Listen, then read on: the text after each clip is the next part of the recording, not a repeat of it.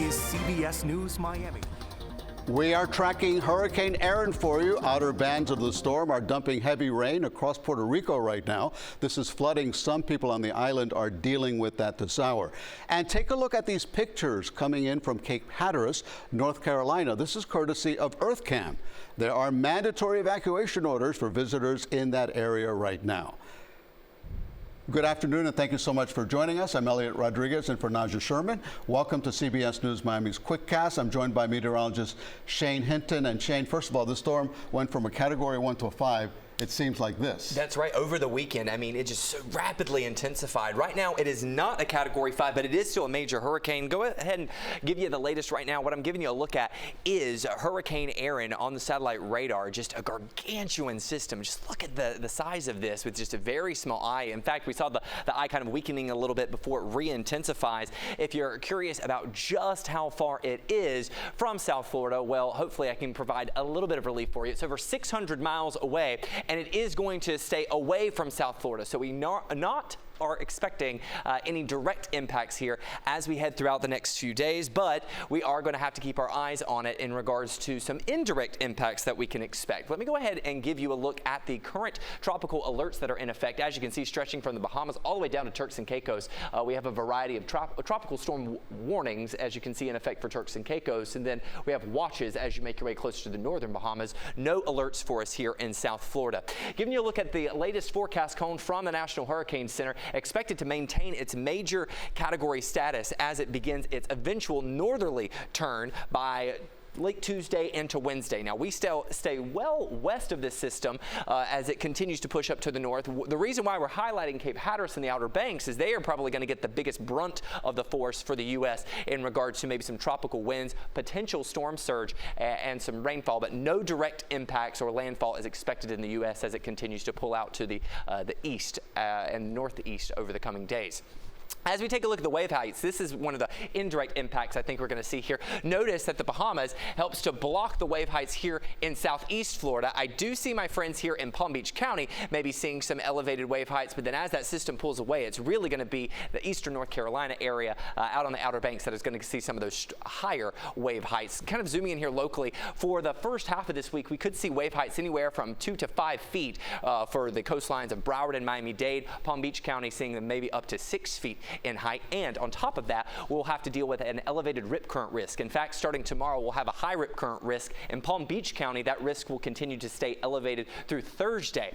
In regard to our UV index tomorrow, going to be very high with those wind speeds from the north at 10 to 15 miles per hour. The reason I highlight that is that's actually going to play a key role in regard to the kind of the steering of our showers and storms that we see develop in the afternoon time. It's not the only thing we're tracking. We also have a tropical wave well out in the Atlantic, and yes, it now has a 60% chance of tropical development over the next 7 days. I will make sure to stay on top of that for you, though, as it is still very far out. Let's go ahead and take a look at what we are going to be expecting back here in South Florida. Radar looking mostly quiet, but I am picking up on a few isolated storms now, mostly sitting out over the Everglades. We are going to hold on to the potential for some isolated to lightly scattered showers and storms as we head toward the evening, but only a 20 to 30% chance here. Feeling toasty as well. Upper 80s on the thermometer by dinner time, but goodness gracious, it was feeling like it was up to the lower triple digits earlier this afternoon.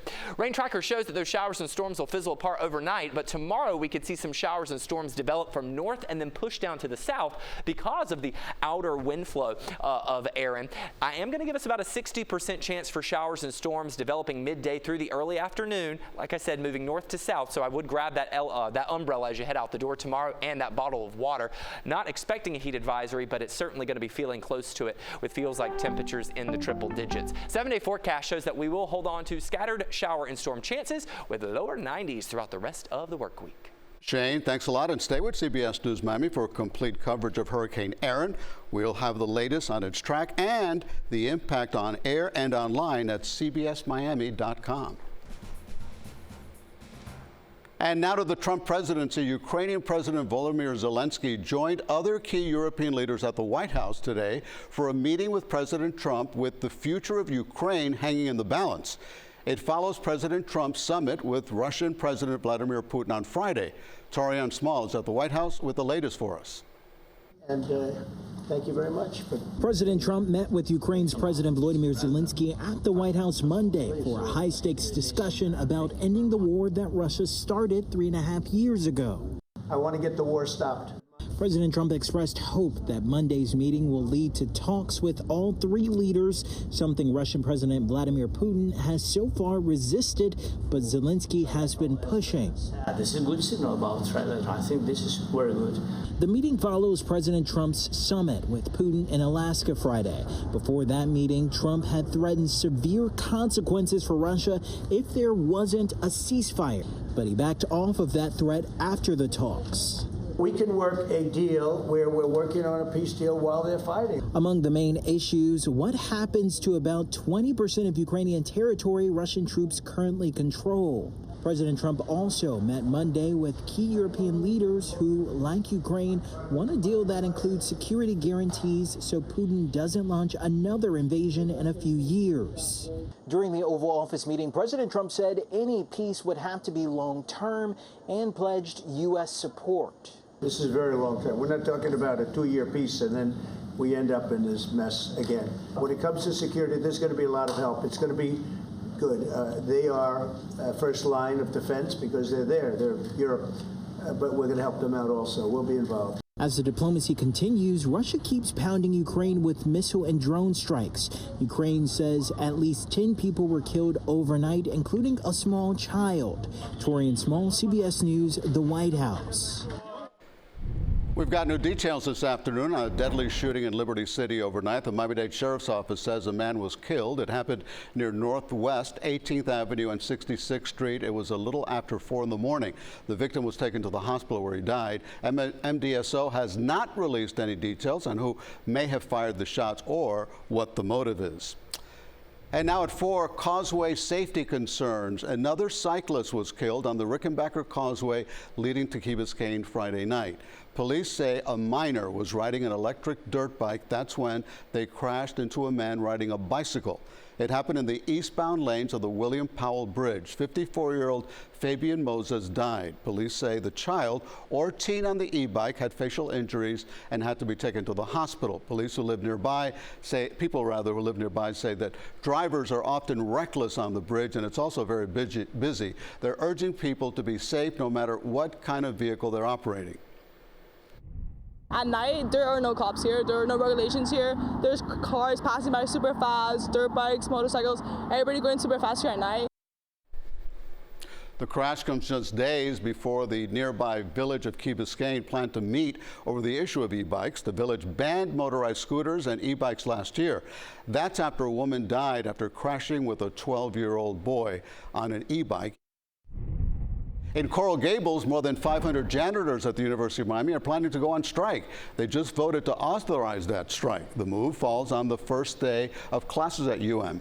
Members of the 32 BJ Service Employees International Union are demanding a stronger contract. It calls for better wages, benefits, and legal services for the majority of immigrant workforce. In 2006, University of Miami janitors went on a 17-day hunger strike. It ended with them getting a contract with improved terms. We have a crew at the campus, and we'll have much more on this story starting at 5 on CBS News Miami. The saying, when we come back, the saying as old as time, a cat has 9 lives, and because of a South Florida rescue, this little guy is proving that may be true. This next story is very disturbing. A cat hit by a dart, believe it or not, got the care it desperately needed this morning. It took several days to trap the cat, but he is now in the hands of Good Karma Pet Rescue in Fort Lauderdale. That's where we find our CBS News Miami's Morgan Reiner. This right here is the dart that they pulled out of the cat. We measured it. It is 5 inches long.